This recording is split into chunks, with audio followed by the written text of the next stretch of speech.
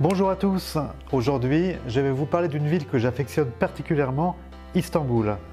À la confluence de l'Occident et de l'Orient, celle qui fut la Byzance des Grecs, la Constantinople des Romains et celle qui fut la capitale de l'Empire ottoman est une ville cosmopolite absolument fascinante. Pour un séjour à Istanbul, je vous conseille de faire un minimum de 5 jours, 4 nuits. Pour y séjourner, je vous propose plutôt d'aller sur le quartier de Beyoğlu qui se situe de l'autre côté de la Corne d'Or par rapport à la ville historique.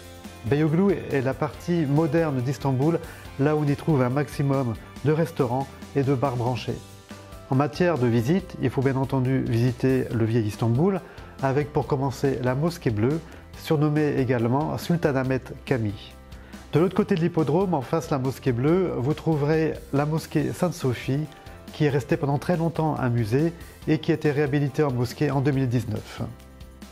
A noter que la mosquée Sainte-Sophie est un véritable prodige d'architecture avec sa coupole de 32 mètres de diamètre située à 56 mètres de hauteur. Derrière la mosquée Sainte-Sophie, vous trouverez le palais de Topkapi qui fut la résidence des sultans de l'Empire ottoman du XVe au XIXe siècle. Le palais de Topkapi est un très grand complexe de 70 hectares situé à l'est de la vieille ville, sur un promontoire qui domine la Corne d'Or, la mer de Marmara et le Bosphore.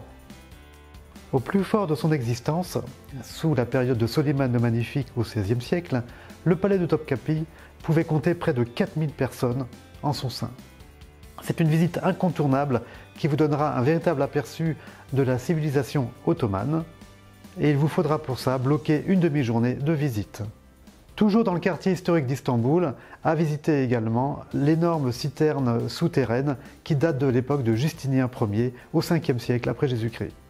Bien sûr, à Istanbul, il convient d'aller visiter le Grand Bazar. Vous y trouverez des objets de toutes sortes, de la céramique, des bijoux, mais également des vêtements, mais attention, beaucoup de contrefaçons.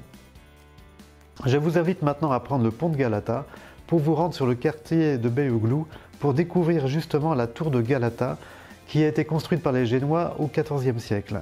C'est une tour qui n'est pas très haute, 57 mètres, mais située en hauteur, elle offre un point de vue absolument incroyable sur le palais de Topkapi, le Bosphore et Istanbul en général. En remontant tout en haut du quartier de Beyoğlu, avant d'arriver sur la place Taksim, je vous invite à arpenter l'avenue Istiklal, qui est une avenue très connue, plutôt piétonne, avec un tramway qui passe au milieu. Vous y verrez de belles façades d'art nouveau, beaucoup de magasins, des passages couverts où vous pourrez vous restaurer dans des restaurants typiques vraiment très bien. À voir également à Istanbul, le palais de Dolmabahçe, l'église Saint-Sauveur-in-Kora, qui est une église orthodoxe où vous verrez des fresques d'époque byzantine absolument merveilleuses. Un séjour à Istanbul ne saurait être complet sans une balade en bateau sur le Bosphore. C'est une expérience unique que vous n'oublierez pas de sitôt car elle vous permet de voir des paysages magnifiques et de découvrir Istanbul sous un nouvel aspect. Voilà, je vous invite vraiment à découvrir Istanbul, une ville vraiment merveilleuse à découvrir avec un peuple turc très attentif au bien-être de ses visiteurs.